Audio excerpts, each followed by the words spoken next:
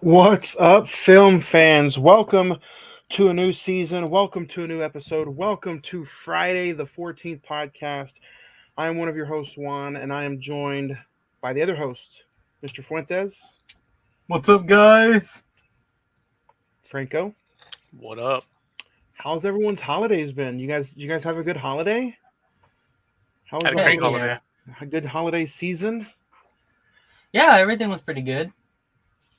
I enjoyed spending time with the fam, having a gay old time. Nice. That's what it's all about. But guys, I'm excited. Are you excited? It's a new year. It's a new season. It's a new episode of Friday the 14th podcast. Yes, let's get pumped! We back. Woo, woo, woo! So I'm super excited. It's the first time on this podcast that we've talked one of the original Friday the 13th movies, and I think it's pretty awesome that we get to do it on Friday the 13th. If you're listening to this audio version, or if you're watching us live here on Emiswa Productions YouTube channel, Thursday, Friday the 13th Eve, I guess you can say it. So, um, I'm super excited. So, Our first time reviewing the OG. All we've done is the 2009 version. I think me, Nick, and I believe Andy was on that one. oof. Yeah, Um, was that rough? But if this is your first time watching this podcast or listening to it, you guys can check out the social media. The Instagram is all one word / Friday the 14th podcast. Or you can check out all of the social medias at Emiswa Productions on Instagram, YouTube, wherever you have social medias at. Just type that in, and you can have new content almost daily, especially new content weekly. So if podcasts are your things or wrestling is your thing, check out this YouTube channel and keep following, like, subscribe, and turn on those notifications for sure. So, and you can listen to this podcast wherever you listen to podcasts, whether it be Spotify, Anchor, Podbean, iHeartRadio, Pandora, Amazon Music. Check them out. Friday the 14th podcast. Every single week, a new horror review is coming your way. So, it's going to be pretty fun. It's going to be a fun way to start off these next few episodes. So, Hell yeah! um, we're going to get ready to get into the rating already. But we are reviewing Friday the 13th. Had a release date of May 9th, 1980. Um, IMDb currently has it at 6.4. Rotten Tomatoes at 63%. The Metascore is at 22%. While the Google users, though, have it at 86%. So, not the ratings are kind of all over the place. With a budget of $550,000, this movie has grossed over $59 million at the box office. You can currently check it out probably at your local theater this weekend, as a lot of theaters are playing it with it being Friday the 13th weekend. So, kind of a non spoiler rating is how we kick off the show. Mr. Fuentes, I think we'll start with you. What's your rating for this Friday the 13th movie? You want to start with me? Starting with you, man. So I don't know if I've ever seen me rate things, but I normally don't rate 1980s movies very well.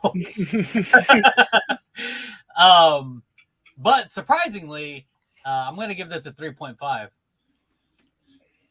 Nice. 3.5 out of 5. If you guys, again, if this is the first time you've checked this out, 5 machetes is the highest rating, and I believe 0.5, or do you just stop at a 1, right? 0.5, I think. 0.5. So kicking us off pretty strong, Fuentes, with a 3.5. I will surprise myself. Before we go down to you, Franco, I think I'm going to give this movie a 3. And I'll get into it a little bit later, but yeah, I'll give this movie a 3 out of 5. What about you? Here's Franco. You're setting the bar way too high for me, man. I don't like really older movies, but I'll give this one a 3. 3. 3 machetes. 3 Danny Trejos. 3 Danny Trejos. Am I the only one that finds it suspicious as well that this movie was released on May 9th instead of May 13th on Friday the 13th? You know what? Maybe the suspicion was pretty high back then. I don't know. Maybe some bad things did happen on Friday the 13th in the 80s. Maybe. So That makes sense. currently, you can check this movie out, I believe, on Paramount Plus. But if you're a physical media collector, you can go check it out. I'm pretty sure you can find it pretty cheap. A group of camp counselors trying to reopen a summer camp called Crystal Lake, which has a grim past, are stalked by a mysterious killer. Starring Betsy Palmer, Adrienne King, Janine Taylor, Robbie Morgan, Kevin Bacon, Harry Crosby, and directed by Sean S. Cunningham. I'm ready to get into it if you guys want to start talking Friday the 13th. So Fuentes, was this the first time watch for you? Have you? I kind of talking to you yesterday over social media. You kind of felt like this was a first time watch.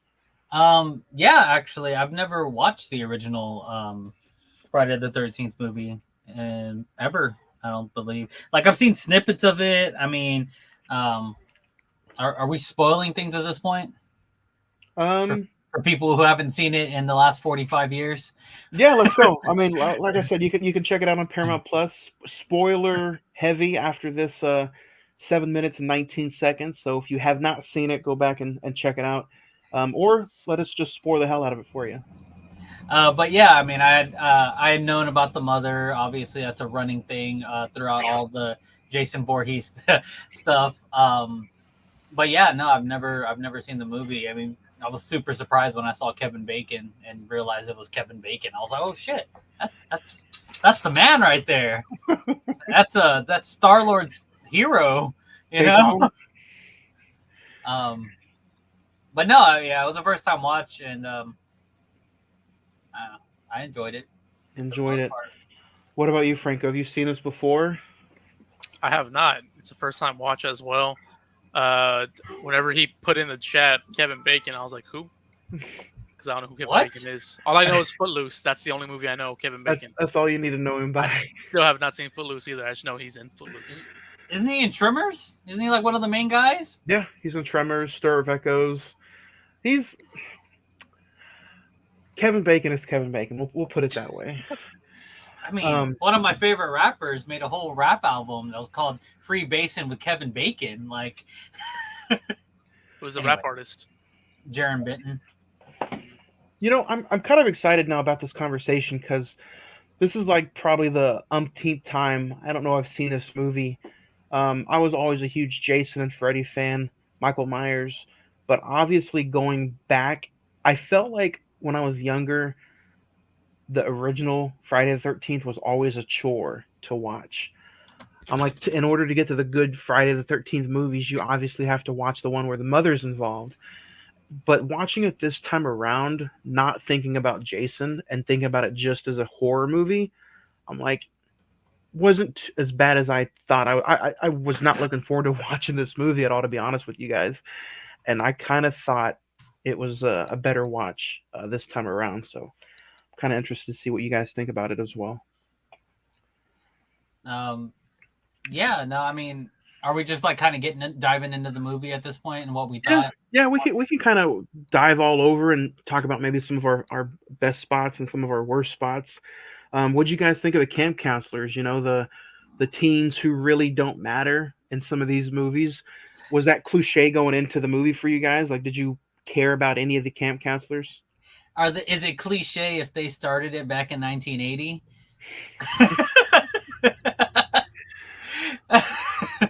I mean, it's like the originators of this type of like movie stuff, back in the day. I mean, they were the campy things that people are like, oh, it's so cliche with all these groups of teenagers and they're all getting killed by a murderer. Like, yeah, this is where it started, right here.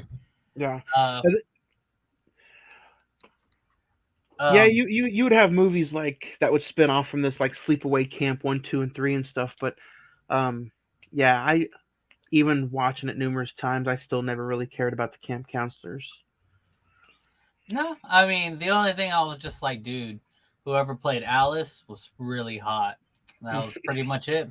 I was like, you know what I thought was actually really interesting was like it started off this movie and it gave a your beginning perspective of one of the camp counselors coming into the city and her kind of like asking people where where's the camp at, all happy capper literally. She was going to be one of the counselors there and everything, and everyone was talking about the oh, don't go to camp, don't, oh, you mean Camp Blood, yeah, you don't want to go there, and everyone is telling her like don't go over there. And then not even like that much into the movie she gets killed off, and I'm like, I've never really watched a movie that it's almost like this was a character introduction, and it was just like, oh, this was not a character introduction at all. This was a location introduction about Camp Crystal Lake and its history and everything. They just used the character as a caveat to kind of show that this camp is like a really bad place. And it was kind of like, it was one of the, I haven't really seen that in movies lately. So that's one of the things that caught my attention. I was like, oh, wow, that was really cool. Like, I actually haven't seen that, in much movies.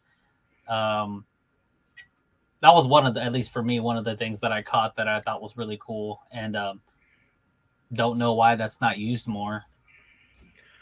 What about you, Franco? What do you think of the whole camp counselors? And you said you're not big into like some older horror movies or older movies in general. What made this one kind of maybe stick out a little bit differently? If to me, a 3 is a pretty decent rating, so it felt like this one stuck out a little bit more for you. Going into it, I thought I was gonna give it like a 2, but the things that made it more interesting were probably just the kills, honestly. Just for the time, 1980 at the time and everything, I thought it looked pretty good. The counselors I really didn't care for, except the one at the beginning. Like that's the only one I care about. I was like, oh look, she likes the dog. The dog was cool at the beginning. But yeah, that's probably the only one I cared for was the beginning one. This movie is also pretty much used as far as like this is. I know we're gonna get into a segment later on called Legacy, but I really didn't mean to spin into it this soon. This is almost like the Legacy movie when, you know, it's brought up in like Scream and some other horror movies that, Jason's mom, the original killer in Friday the 13th. I almost kind of forget that, or I almost kind of feel like maybe Jason's name shouldn't even be brought up at all in this movie because he's only brought up like a few times, and then at the very end, you kind of see a glimpse of him. But I almost feel like this movie is way better if his name's not even really mentioned at all in the movie. Like I said earlier, it just feels like a good suspense, like slasher film. What'd you guys think of Crazy Ralph? He's a character that's kind of in a few Friday the 13th movies. I think both outside of Jason, he's the only character who's in like 3 or 4 movies, or maybe even just 3 or 2 or 3. But what do you guys think of a Crazy Ralph going around and warning everybody? I thought he was gonna die. Whenever he was at the Camp Crystal Lake and everything, the cop came by, asking around for him, and then cop leaves. The bike was like right there. I was like, no one pointed out the bike. No one saw the bike. He comes out like, okay, I'm leaving, whatever, and then gets on his bike. I'm like, no one saw his bike at all. Yeah. Actually, I mean, now that I think about it, I don't think I've really ever seen that many. If I watched any of these Friday the 13th movies, they were all when I was younger, and I don't remember any of them whatsoever. So I don't remember Crazy Ralph, and he kind of just seemed like a very unimportant character to me. He was just a scare kind of forewarning character, and that was kind of it. Just didn't really. He gets his later on in the franchise. Speaking of franchise, did this movie make you guys want to watch any of the other ones? Maybe want to watch part 2 just to see Jason's story, because there's like the backstory to it, but like no real backstory, just like mentioning it. And I mean the ending, Jason came out and attacked her, I guess, but maybe want to watch part 2 just to see what's going on, but that's about it. Well, you Fuentes, did it make you want to watch any of like the other films? Not particularly. I guess when the way you mentioned it in the beginning, I think is like the perfect way to mention this movie. Like, it's not really part of the Friday the 13th franchise, except for the fact that the mother's there. It's a really good standalone kind of slasher. Like, if you don't mention Jason whatsoever, it's just a camp slasher flick. And if you just kind of imagined it ending right there, I don't think I'd have a problem with that in my head. Like, it's just like, okay, that's it. No more Friday the 13th movies. Like, that was it, one and done, good. And I would have been like, yeah, that was a good movie. It's not the same, like you said. Like, it's not. You just don't mention Jason's name, and it's not a Jason movie. It's not a. I mean, and that's like exactly what I just said. That's part of the legacy that we're probably going to talk about later. Friday the 13th. We don't just call it Friday the 13th. It's literally called by other people the Jason movie, a Jason movie, the Jason movies, and this one has no Jason besides him jumping out at the end and stuff. Like, this isn't a Jason movie. This is its own movie. So really, nothing about it makes me want to see the next one. That's doable. That's a pretty good way of putting it. You also have some the iconic, Friday the 13th chants or whispers or score that's in this movie, which is kind of hard to also not put a stamp on. It's hard to believe that this movie is like to some considered an all-time classic. But then it's like you watch it and you're kind of like left in awe of like, I don't see what's so classic about it. Did you guys have like a scene in particular that kind of led you to think that this movie may not be as good as anybody puts it? Like the way it kicked off, maybe, with the whole kumbaya at the beginning of the movie, and then leading into your camp counselors. And then really when you see like, I don't know, I just feel like, at least for me, the reason I gave this movie a 3, I feel like the first maybe 30 minutes is a little forgettable. I don't know. Some people feel like maybe we should go higher. I don't know. I think once you get into the killings and everything, it starts getting more enjoyable. But I did enjoy the beginning, the opening scene with the camp counselors, and then the killing the two. But yeah, the other stuff with I forgot her name, the first one that dies. But yeah, the first one that gets groped on by the truck driver. Yeah, I saw that too. I was like, I pointed that out to my wife. But yeah, I think her scenes for the most part are kind of forgettable. But once you get into the killings, it's more memorable. Yeah. For me, it's a 1980s movie, man. I take everything with a grain of salt. It's so hard to not like. It's so hard to like be like so hard on them back in the day. Like, they were still in this old format. Like, that was a time frame where George Lucas got banned from the freaking Movies Film Academy for not putting the credits at the beginning of his movie. Like, it was just such a dry time sometimes for movie creators that I just was like surprised that anything good came out of 1980.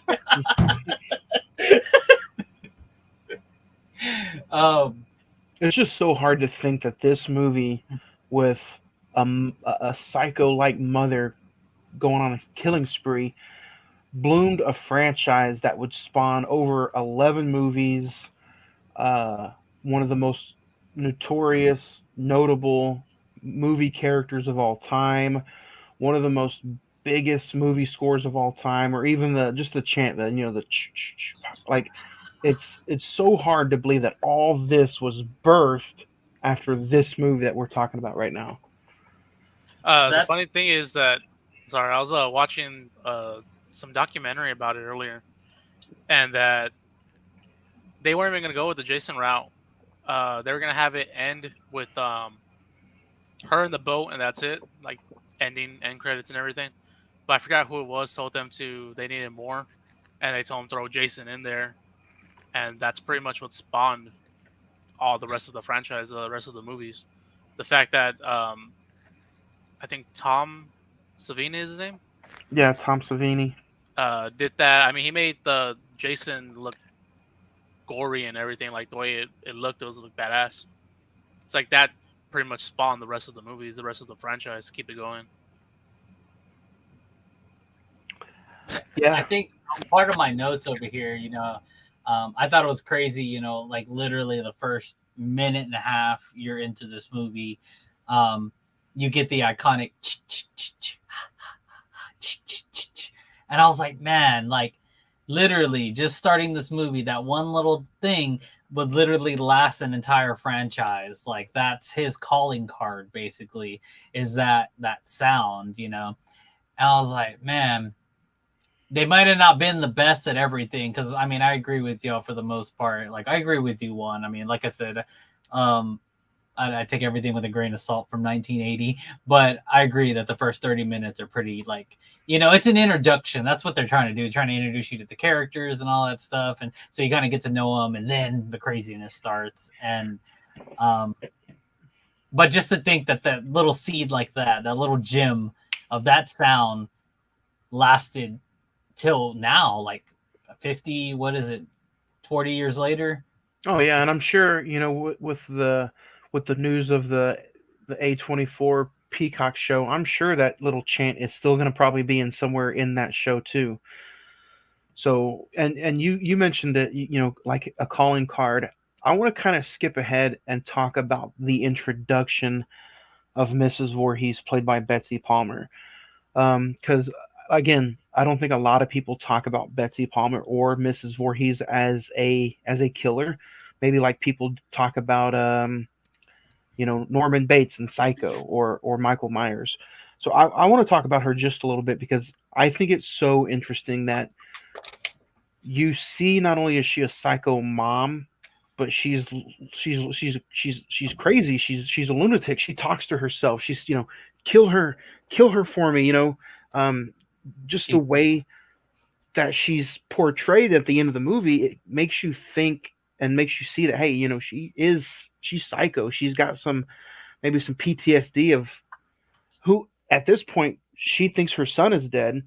Um, come to find out, we know that he's really not. But what did you guys think of seeing her act like that? Because I didn't get it until just when I talked about it a few years ago on my show, that like she is legit, playing a crazy woman. What did you guys think of Betsy Palmer as Miss Voorhees? I think she thought she did awesome. Whenever, like, I was kind of confused, but I get it, kind of confused whenever she first revealed herself, because, well, one, you already know, because it's a 40-year-old movie, that she's a murderer.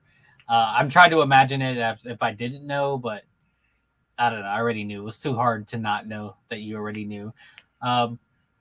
Why reveal yourself then? You killed everyone else in secret, and then all of a sudden you're just gonna reveal yourself. But then, I thought about it more, because she was like kind of talking nicely and stuff like that. Almost like a reverse Norman Bates. Instead of the mom being the son, the mom, or the son being the mom was the son. And maybe she switched to the son, who was in her head a vengeful spirit. Yep. For these people, like, so maybe she's not a killer, just like Norman Bates isn't a killer. His mom's the killer. He's not a killer. She's not the killer. Her son's the killer. And the way she like portrayed it, and even the way they like did the opacity, what do you call it? The fade of her going like, kill him, mommy, kill him. And it was like kind of going through the screen, like back and forth, like kill him for me, kill him. I was like, wow, that's like kind of creepy and kind of cool. Like I can see if I was watching this back in 1980, like how I'd be like, wow, that's kind of creepy. That's cool little video effect. It's like kind of gets stuck in your head. Yeah, I think she did a great job, portraying a crazy person. Yeah, I enjoyed her doing a good job as well. She did act real crazy. You guys think she gets lost in translation when talking about some of your famous movie slashers? Obviously, the character gets overshadowed by 20,000 Jason movies that follow. Um, but a character like this, I think, should probably be. It would be nice to maybe see her on some more merchandise. Like a Mrs. Voorhees jacket or something, or like a Mrs. Voorhees bobblehead instead of just always a Jason Voorhees bobblehead. I don't know. Something that I think it's a character that gets lost in translation a lot. They should have done that for like the 40th anniversary 2 years ago or 3 years ago.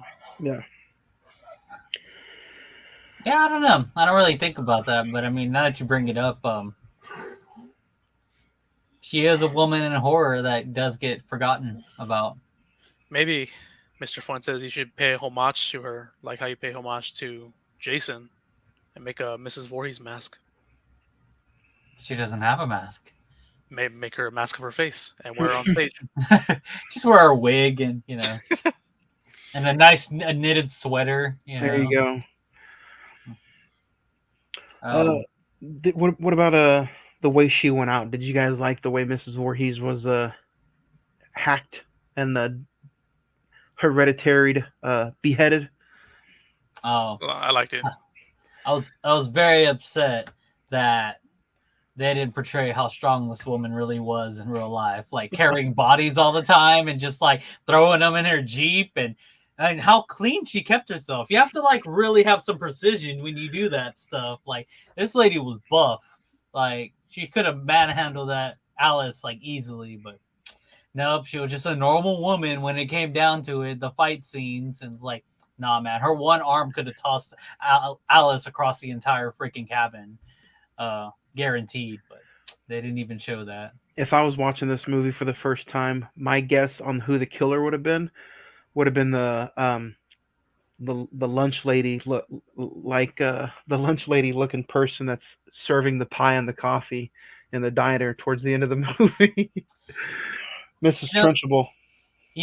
I was like, if I hadn't seen this movie, if I hadn't already known that she was a killer, I would have thought it was the second to last person who died.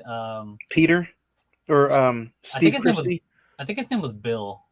Are you talking about the guy who ate at the diner or who had the coffee at the diner? No. The guy who ran out to go check the generator. Oh yeah, that was Bill.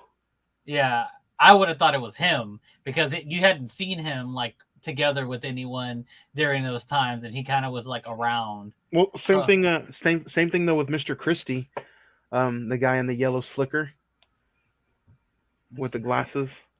Yeah, but no, he was away already. Yeah. So away. But you knew my that. guess would have been him. I was like, where'd he go? I thought he died. But yeah. Yeah. He did eventually die. Yeah. But yeah, then you kind of throw this character in, and I think that's what was kind of like, I don't want to say crazy, but like you have to imagine that the killer was either one of the townspeople that you already met in the beginning of the movie or one of the camp counselors themselves.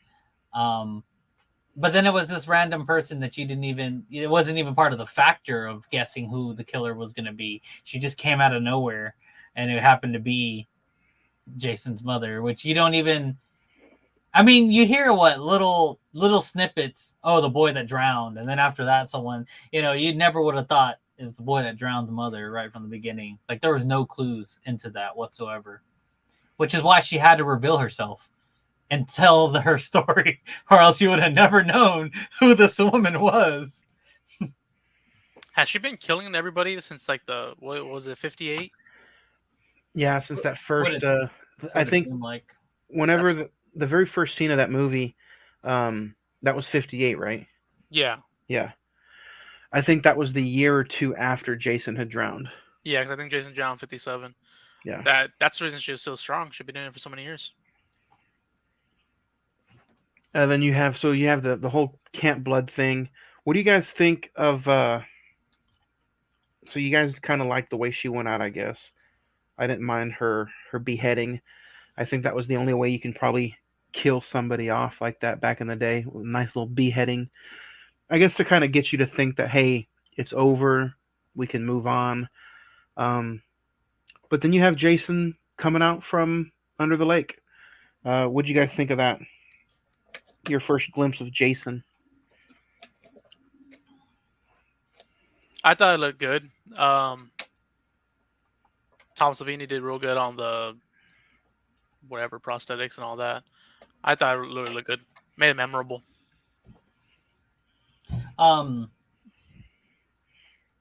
It was definitely surprising. I mean, I expected it. I already seen that shot before, or clip before. But if you were thinking like everything was good and everything's done and everything was going to end happy, and everything looked like it was about to end that way, and then all of a sudden, just like, whoa, where did that come from? That was really cool. I don't know many horror movies before 1980. So I don't know how they ended, but I'm sure a lot of them ended with the good guy winning and it being the exact scenario. The music's all happy, everyone's getting saved, everything's happy, and that's the end of the movie. So I'm also wondering if this is the first time that a surprise like that happened, and it was, or one of the first times that it happened. It's just like, oh crap, it didn't end exactly how I thought it was going to. Usually back in the 70s and 80s, you have the horror movies that like have the kind of cheesy, we know how it's going to end, but then there's always the one last scare at the end of the movie. And Okay. that would be the Jason's one last jump out. The movies that follow, like part 2, part 3, they start with the way the previous movie ended. So it starts with a recap. If you guys have not seen any of the other Friday the 13th movies, so it kind of, you'll see if you've watched part 2, you'll see the end of 1 and then part 2. Yeah, I seen part 2 actually recently for some reason. Did you guys have a favorite camp counselor? Oh, Kevin Bacon was yours, wasn't it, Fuentes? oh yeah. No, Alice, man. I was like, wow, that girl is so hot. And then I looked her up and I was like, man, you know what? You're 63, but what's up, girl? What's up? Did you have a favorite camp counselor, Franco? I do not know the names. Which one's Alice? How did she die? Alice is the one who was at the end of the movie that got taken out of the boat. The one that didn't die. Okay, no. The one that died with the axe. Oh, Marcy? Marcy. Yeah. I didn't even know if that was her name. I just guessed. I would have to say, I'd probably have to say Marcy. Marcy was pretty fun. Let's talk about the one of the deaths that stand out from the famous Mr. Kevin Bacon, the arrow through the throat, which looking back at was a fun kill and a good way of using the prosthetics. But if you're watching it today in HD, you can definitely tell what was the makeup and what wasn't. Did you guys see the big difference, or were you still kind of just amazed how the prosthetics looked, that it didn't matter? I squint my eyes at the kill scenes just so I don't see all the prosthetics. See, VHS you could probably get away with, maybe even watching this on DVD, but I actually rented it on YouTube on standard for and the highest quality it gave on standard was 480. Oh, so you probably maybe didn't even really notice them. Yeah, huh? I didn't notice it. Yeah. I saw it on Paramount Plus. I saw it on Paramount Plus. Unlike Nick, I'm not going to pull a Blu-ray out of my crotch hole and show it to you, but I checked it out on Blu-ray, and yeah, you could definitely see some of the prosthetics that were just a little there. You know what? Friday the 13th, 1980. Would you guys ever pick it up and watch it again? Or was it a 3 rating? Like, 3's good, but I have no need to watch it again. I'd watch it, but like it'll be like maybe for like a full binge of the whole series, probably. Same. I gave it a 3.5 because I would watch it again. Not like a whole bunch or something, but I'll probably watch it again just to kind of like see, just to kind of see the movie again, maybe see something I missed or just what I liked about it. But if a friend or someone would have been like, hey, we should watch the old Friday the 13th, I'd be like, yeah, dude, yeah, we should watch it right now. Yeah, let's do it.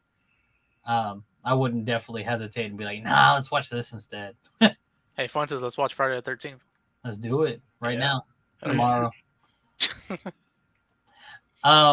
There was something I wanted to point it out that I thought was like one of the coolest things that happened in the movie to me. So you get this like first person view, or that's what you call it, right? First person view, when you don't see who it is, but you can see what they're seeing. The point of view. Yeah. So you get this throughout the movie. You get it in the beginning, with the first kill. You get it like whenever you see someone sneaking, like watching through the woods and stuff like that. Like you get a lot of that throughout this movie. What I thought was the coolest scene in the entire movie was whenever Bill was in the generating room and they gave you that effect like someone was watching him from behind and it looked like it was creeping up on him. But then he turned around completely and nobody was there. And they use the camera angle to trick you, to give you suspense, to make you think that someone was there and nobody was there. And I was like, wow, that was really fucking cool. Like, that they prepped you for that one. I mean, not that they did it on purpose. I don't know. I mean, sure, they did it on purpose eventually. But, Right. like, it was just so cool that you got prepped to thinking, oh, somebody's watching him. Oh God, Bill's about to get it. That's it for Bill. Someone's right behind him, and then he turns around and nobody was there. And they even like kind of pan the camera a little bit, and you can see that nobody's there watching him. That's probably one of the best things I could say about like 70s and 80s horror movies is the point of view camera angles, or those camera angles in general, especially on a $55,000 budget, like or I mean a $550,000 budget. It's almost like, yeah, we can use the camera angle, point it this way. You don't have to have any really lighting, you don't have to have any actors, you can just use the camera angle. That's a good point out. I really like you bringing that up because it's just like, man, they don't do that today in certain movies because they like, oh, we have a $2 million budget, we need to use every single dollar and penny that's worth. But yeah, that's a good bring up. Yeah, no, I thought that was really cool. And, I thought what was really funny was that some of the scenes with the characters, they look really old. Not like old, but you can tell like it's a 1980s movie, like when you see the actors together. But then they would do like random like scenery shots. And I was like, dude, this is actually like really good scenery shots. It's like I'm watching National Geographic right now. And then like all of a sudden you get back over here. I was like, why do these scenery shots look like they're high grade, nice scenery shots? And then you go back to the ones with characters and you're like, it looks lesser for some reason. I don't know why. So this is kind of a new segment that everybody kind of agreed on for this show going forward. And what better way to talk about legacy than with Friday the 13th? Friday the 13th has numerous legacy characters and legacy shots. Let's talk about Friday the 13th legacy with not only Jason Voorhees, but Mrs. Voorhees and just the iconic hockey mask. You guys talked about the 2009 reboot a few years ago. When you think of legacy with Friday the 13th, obviously it's Jason Voorhees, but what else might come to mind when you think of Friday the 13th? Giant machete. Camp counselors. Count counselors. Hot weather. Sleeping bags. Sex. Thank you for pointing it out.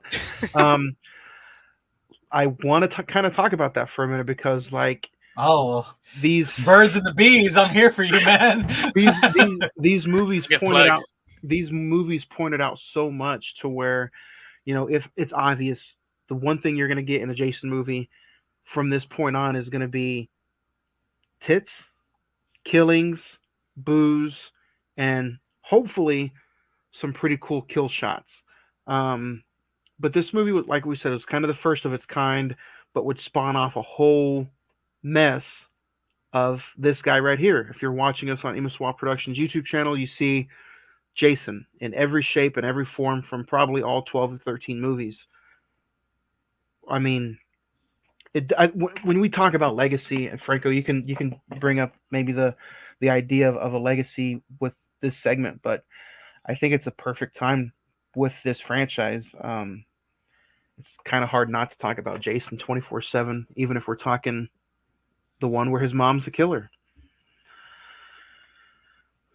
So, and I think this segment would be fun. Like, you know, if you talk about a movie like Megan, which we're talking about in a few weeks on January 26th, when you think of legacy, obviously you don't think of Megan the character, but you probably think of other doll like horror movies that are out there.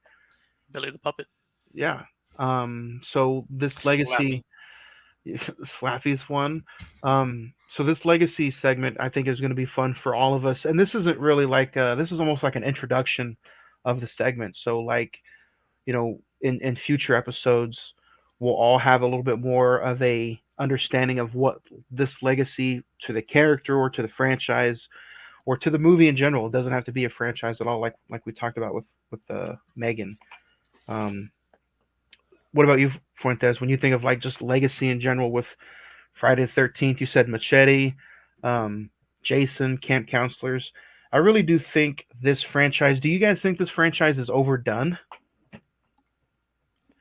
I mean, yes and no.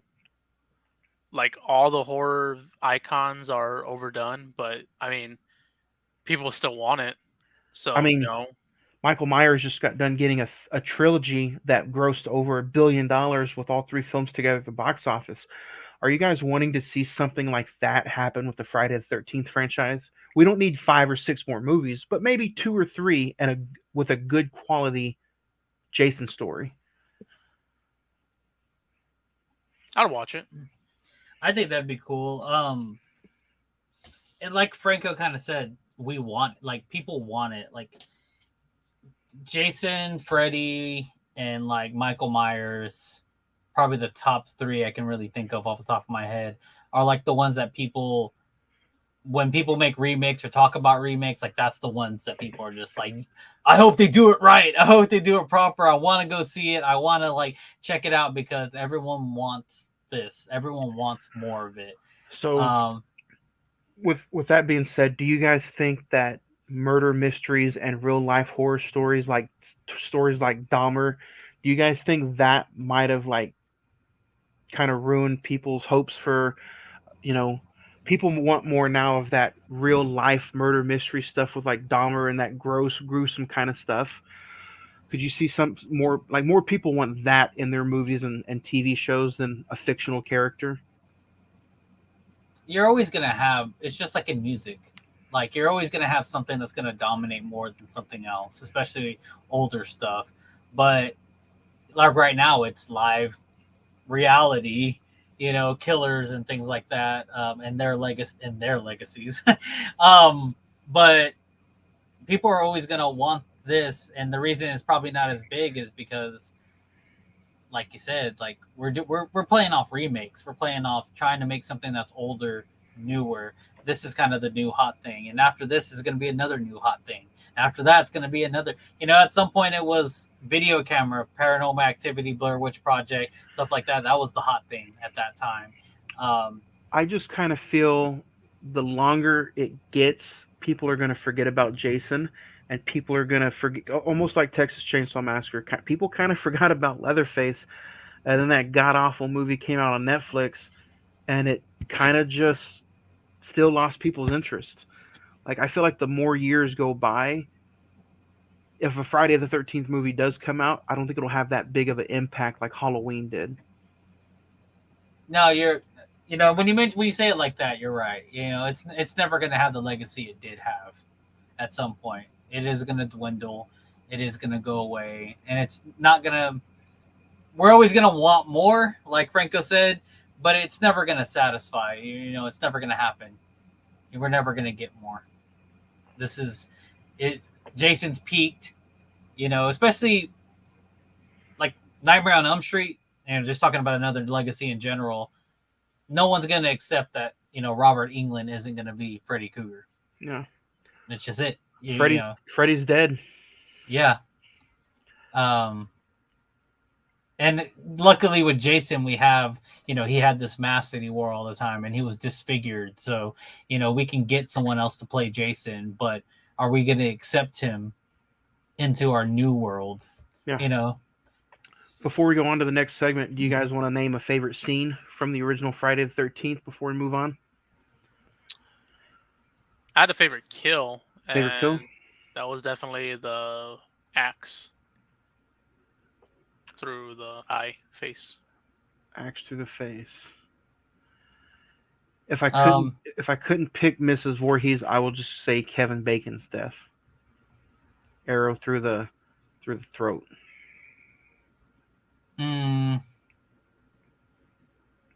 Favorite kill would probably also be the same, arrow through the throat. But my favorite scene is always not always, but it's going to definitely be that generator scene. Just because I was so ready that he was going to get whacked, and it's not what happened, and it totally threw me off, and I was impressed because it got me. So if you guys want to mention or talk about your favorite scenes or favorite kills from the original Friday the 13th, don't forget you can send a message or hit up the comments on here on the Emaswap Productions YouTube channel. Visit the Instagram / Friday the 14th podcast or all the social media at Emaswap Productions. Let us know. Let everybody know your rating for Friday the 13th. And let us know your favorite kill from Friday the 13th. I think that would be fun to get some people's views. And again, if you have not seen this movie, Paramount Plus, go check it up. I know everybody out there has Paramount Plus. Go check it out. Except for Fuentes. He's probably, man, you're missing out, man. Yellowstone, everything is on Paramount Plus now. Nickelodeon shows, come on, man. I'm sorry, man. I mean, I got out of the cable bill game for what? To pay my cable bill again? $60 a month? No. I'm not doing it. You're not going to make me. So, Taglines is kind of reamped this time. Used to, we would go through and kind of, say or make up some taglines for this movie. But this is going to be a little bit different. Now it's almost kind of like a game show. The last few minutes of this podcast is almost going to be like a game show. Fuentes and Franco, you guys have 15, this is Friday the 14th podcast. I'm sorry. You have 14 seconds to say and blurt out as many taglines as possible for this movie. Who wants to go first, or do I pick who goes first? I'll go first. All right. The tagline for this movie, though, is they were warned, they are doomed, and on Friday the 13th, nothing will save them. That's the original tagline. All right. So long. So you're gonna have 14 seconds, Franco. Are you ready? I'm ready. All right. So the 14 seconds starts. Go. Halloween ripoff. Camp Blood. Jason Voorhees is not the killer in this one. 4 seconds left. That's all I got. Nice. That's pretty good. All right, Fuentes, you're next. All right, I'm ready. 14 seconds and taglines, go. Friday the 13th, blood, sex, and murder. Friday the 13th. Jason isn't in this movie? Friday the 13th. Wait, Jason's mom's in this movie? Time.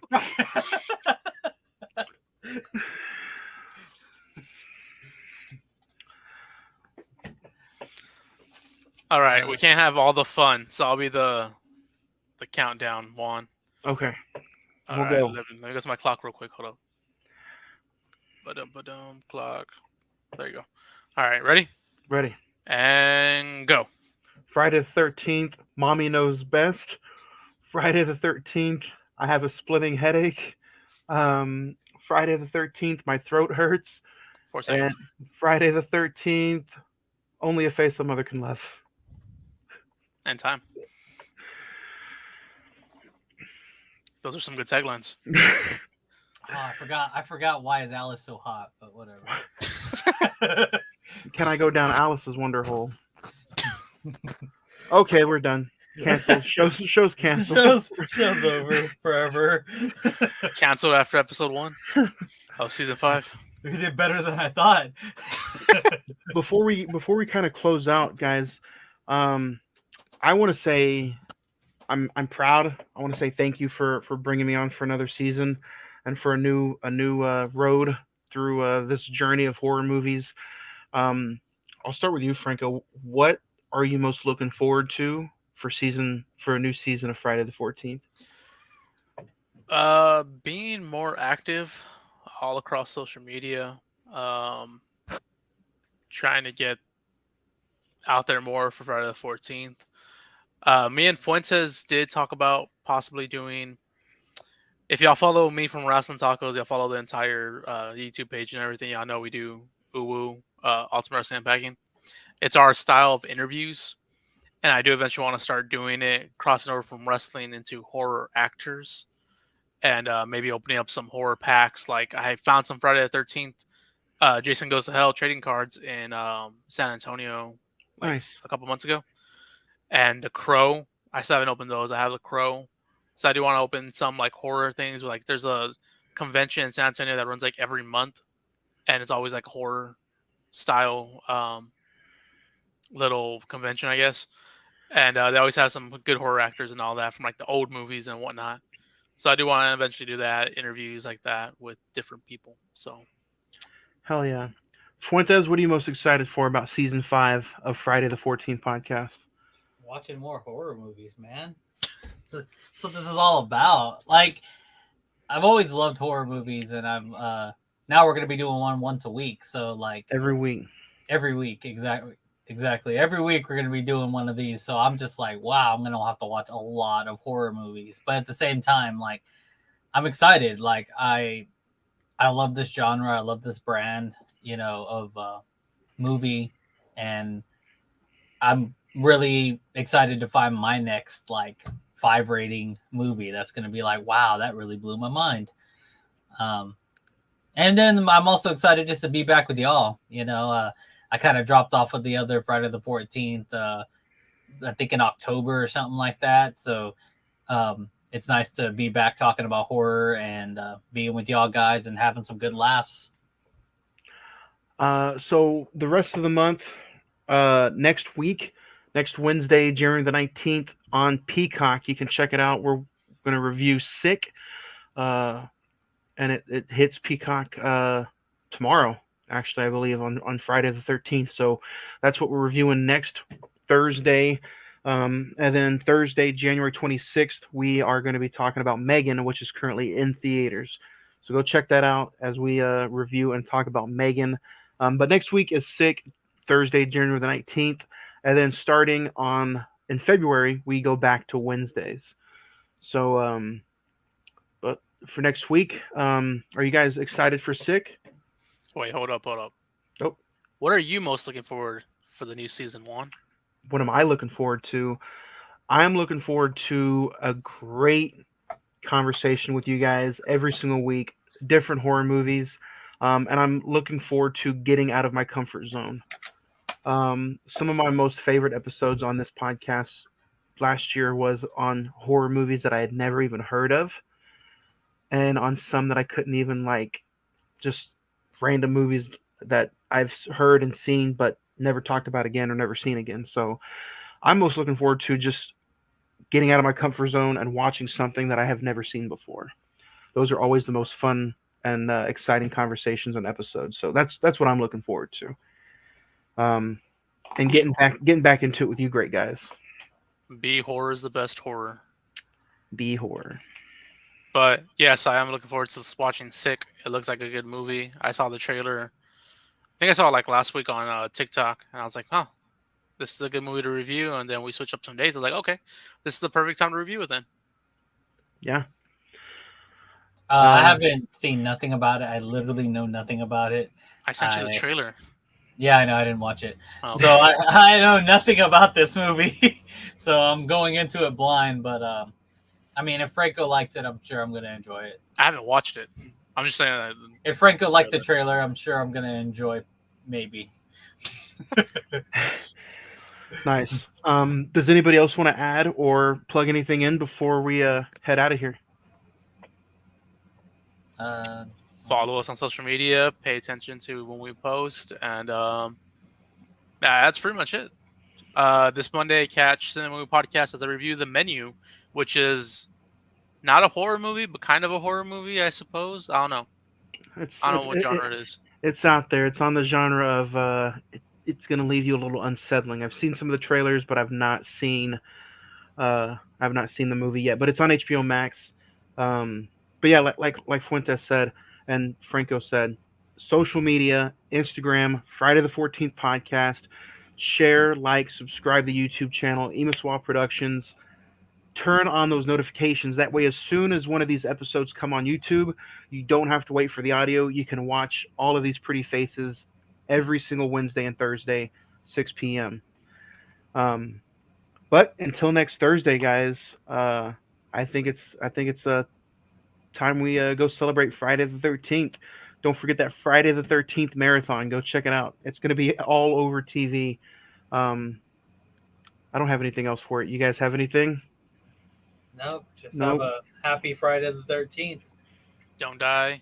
Peace, love, tacos.